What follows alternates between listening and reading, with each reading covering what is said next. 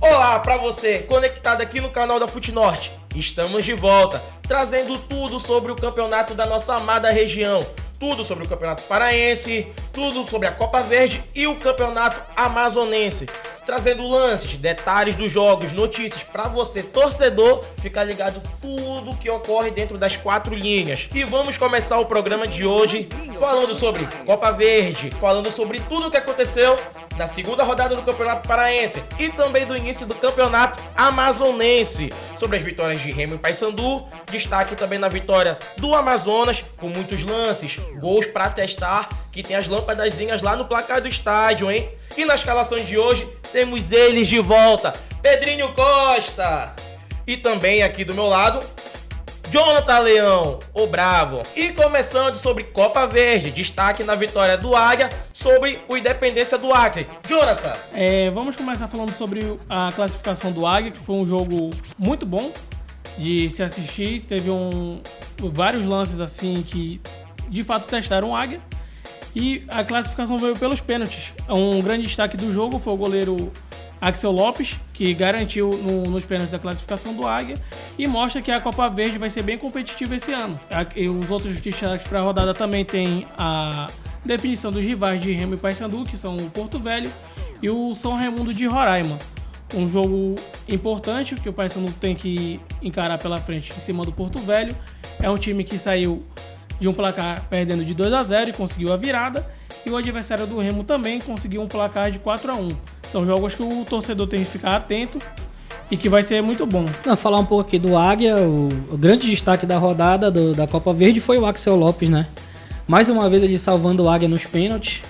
Naquele jogo que foi casca grossa lá no Zinho Oliveira, o Águia recebeu Independência achando que ia passar por cima novamente, como sempre faz na primeira fase da Copa Verde. Sempre surpreendendo, né? Porém, os times do interior estão fazendo de novo a sua parte, dificultando para quem tem um pouco mais de nome. Então, o Águia aí já teve Campeonato Paraense recentemente, em cima do Clube do Remo. Isso eliminando o Paysandu numa semifinal. Vem com bagagem, né? Foi o primeiro campeão da Copa Grão-Pará, no caso, Supercopa Grão-Pará, no caso, que foi em cima do Amazônia, que subiu da segundinha do Campeonato Paraense. Então o Águia tem uma bagagem. E nesse primeiro jogo teve uma dificuldade, onde o jogo acabou indo para os pênaltis. Um jogo muito difícil, um jogo pegado. Mas, como sempre, o herói do Águia tá ali de novo para salvar o grande goleiro Axel Lopes. Para testar o coração do torcedor, né? Quem não gosta de uma boa disputa de pênalti, assistindo no bar com os amigos, aquela emoção, a gritaria que não pode faltar tradicional do torcedor paraense, que a gente conhece muito bem. Exatamente. No estádio deve ter sido melhor ainda. Imagina lá, o pessoal tudo com copão de cerveja jogando pra cima. A pressão que deve ser na cabeça de um cara desse numa disputa. Exatamente. Mas deve ser emocionante. Sim, o Axel Lopes saiu bem maior desse jogo do que... Com a moral lá em cima. Com certeza. E provavelmente aí pra próxima oportunidade já vai vir com aquela bagagem, trazendo aquela segurança pro torcedor poder já ficar mais tranquilo. Ou não, né? Porque no futebol pode tudo acontecer, a gente sabe. E na próxima rodada aí, nas oitavas de final, vamos ter os jogos, né? Entre Paysandu e Porto Velho, Manaus e Águia. Vai ser outro jogão, um clássico da região norte ali, dos dois times que estão jogando a Série D. Remo vai pegar o São Raimundo. O São Raimundo se classificou com uma goleada, então vai botar dificuldade pra cima do Remo novamente. E o Amazonas, né? Que fez o seu primeiro jogo essa semana, na primeira rodada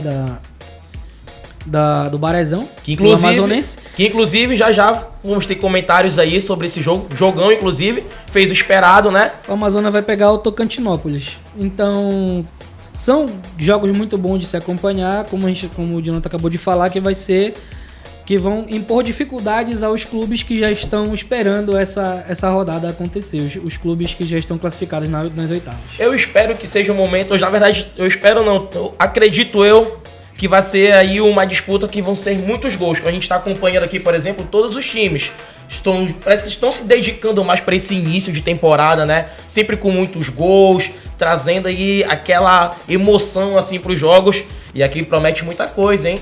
em Promete si. muita coisa. O Paysandu vai enfrentar o Porto Velho, como a gente já mencionou anteriormente, que é um time que demonstrou ter um poder de reação muito forte. E o Paysandu tem que colocar as barbas de molho. Porto Velho eliminou o Remo no passado da Copa do Brasil. Foi mesmo? Toma benção.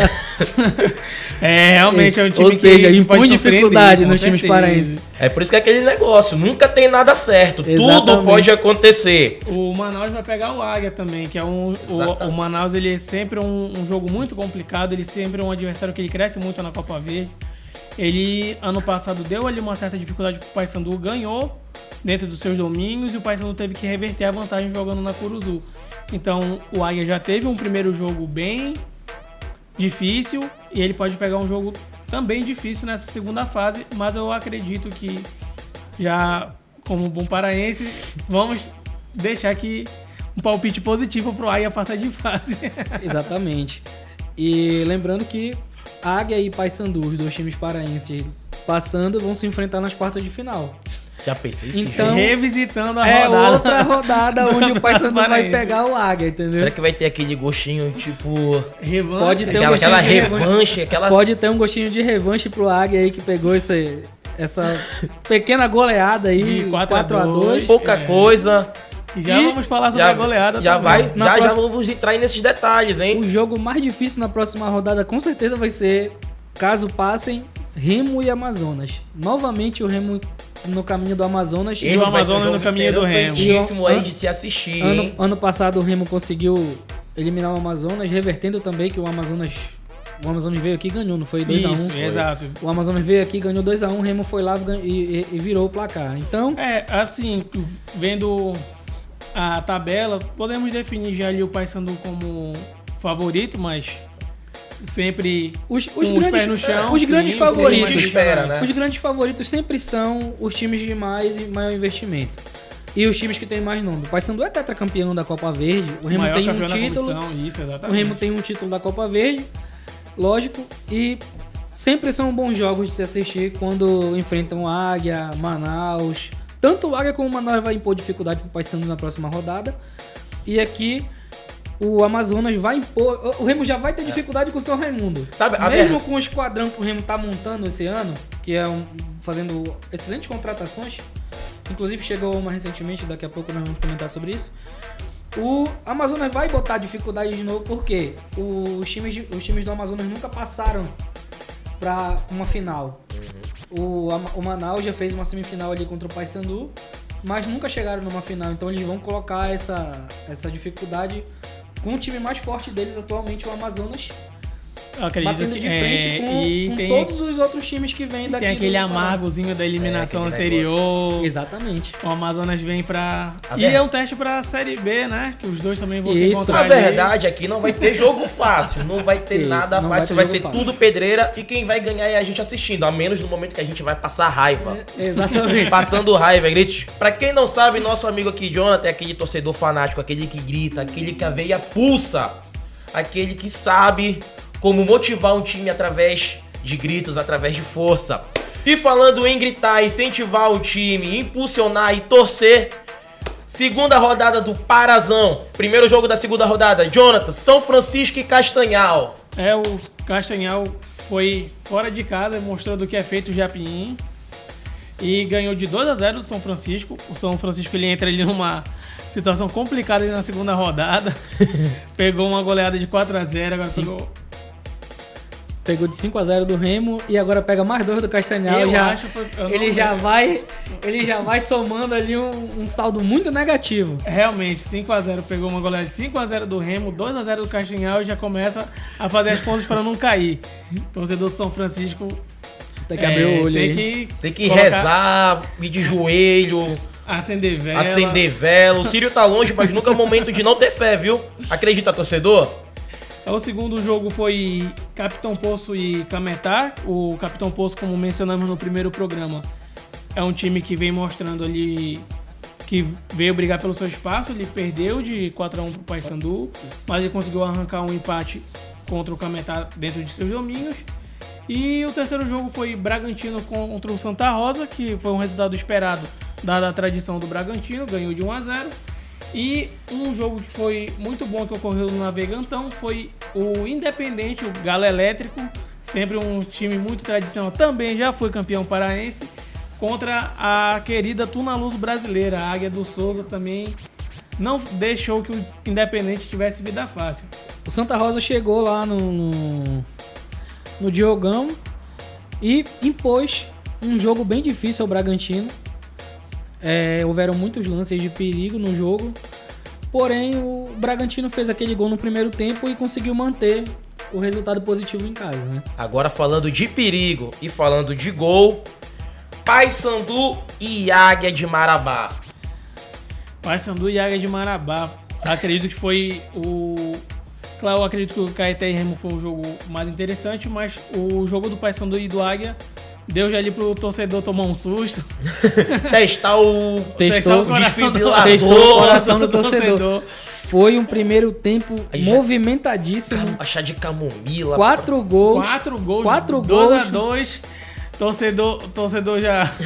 e tipo, não foi aquele jogo onde tipo, um fazia um gol aqui, depois demorava muito tempo o outro reagir, não. Lapada. Era um gol aqui, um gol ali. O Paysandu fez 1-0, o Águia empatou. O Paysandu fez 2-1, o Águia empatou de novo. Era bem bolinho, jogava a bola no meio, girava, gol. Exatamente. Girava, gol. Não tinha quando foram pro segundo tempo, a minha expectativa nesse jogo era que ia ser pelo menos ali uns 4-3, 5-4, alguma coisa por aí. Sim, realmente o jogo ele mostrava que seria um placar elevado, já que a gente saiu do primeiro tempo com 4 gols, 2 de cada lado. Inclusive os destaques do primeiro tempo, tanto de Águia quanto de Paysandu, foram o Borassi, que fez um belo gol com o passe do Leandro Vilela, e o Rossi fez o segundo gol. Então eu acredito que foi muito interessante. Primeiro gol do Rossi desde setembro de 2023. Ou seja, o cara faz tempo. Chegou com o pé direito, empurrando a porta, tirou falou, cheguei.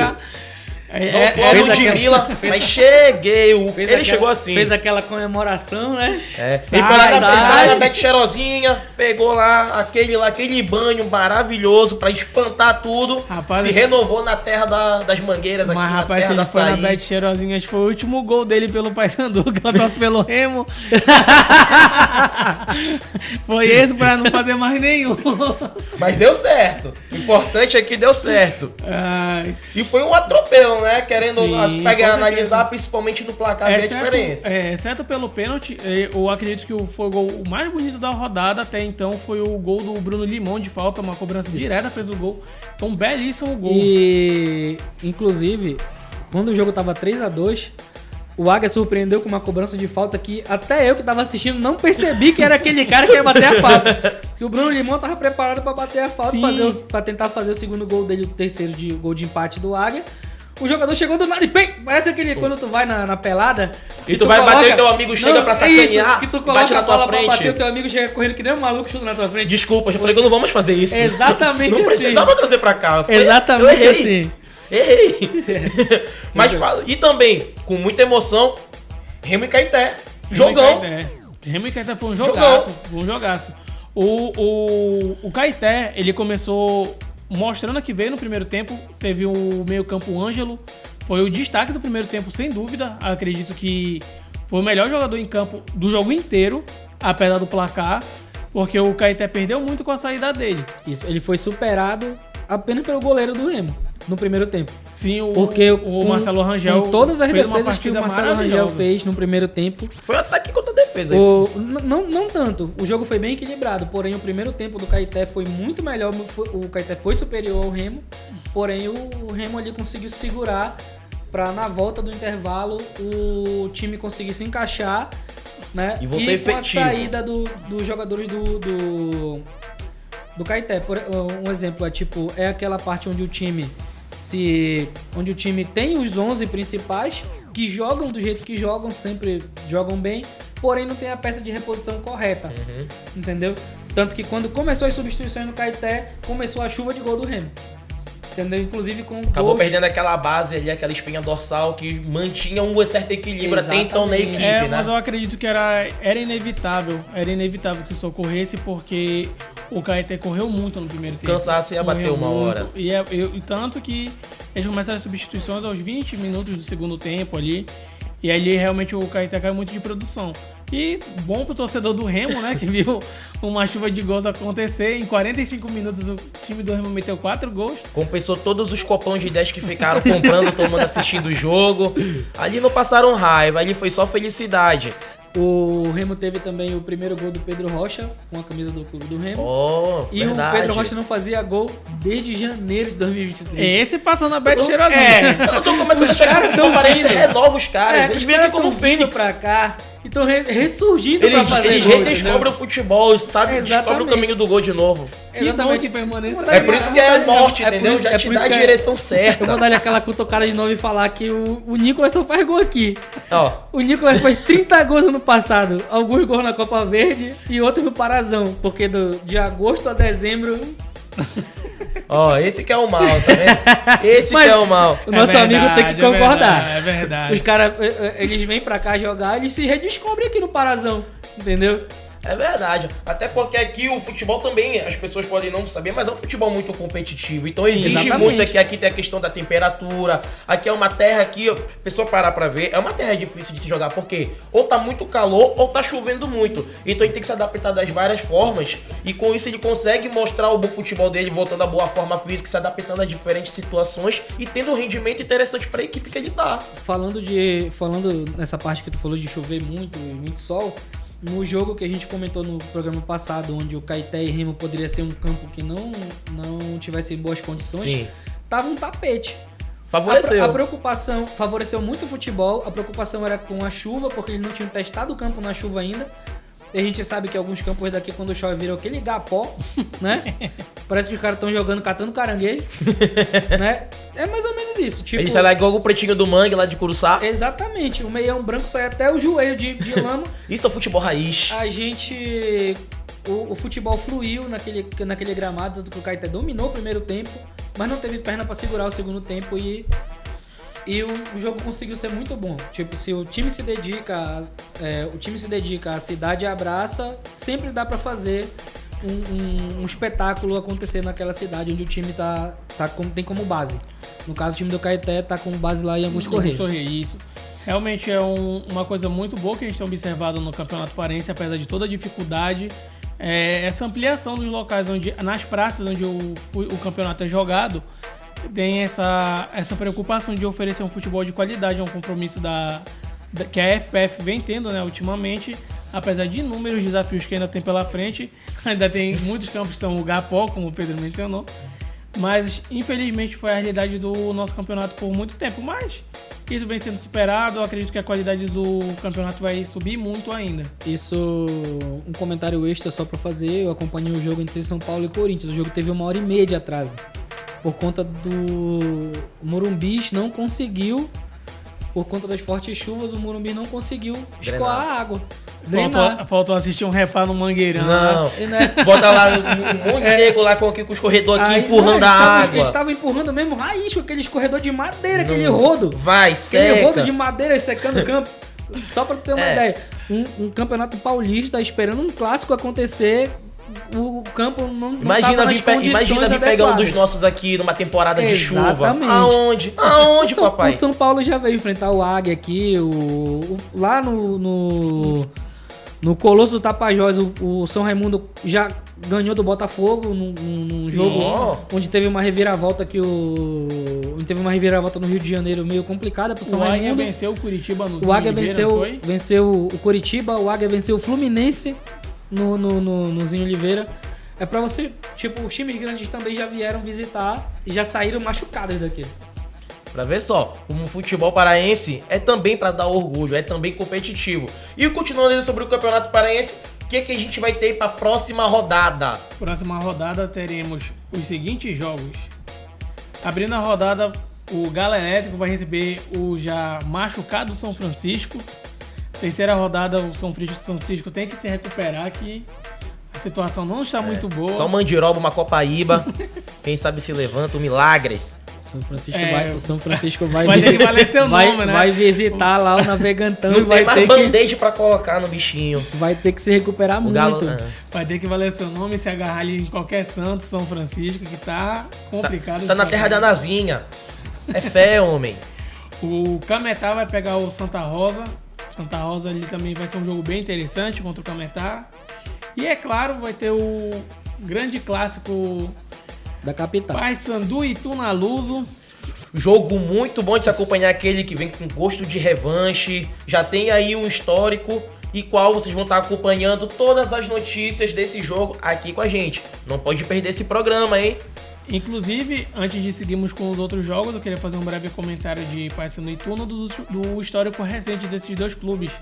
Sempre não tem assim um domínio absoluto de um ou de outro, é sempre jogos bem disputados. Bem parelhos. A Tuna teve ali vários anos ali que ela andava mal das pernas, mas desde que voltou ali do futebol paraense, ela tem proporcionado bons jogos. Claro, ela sempre tropeça ali no Campeonato Brasileiro, mas pelo menos no Campeonato Regional ela faz valer o seu nome dele da terceira potência da capital. Isso. Culpa deles que não deixaram eu jogar quando eu era moleque. Eu treinava lá, né, pô? Só que não me federaram. Se eu tivesse lá, não tava passando por isso. Fica o lembrete.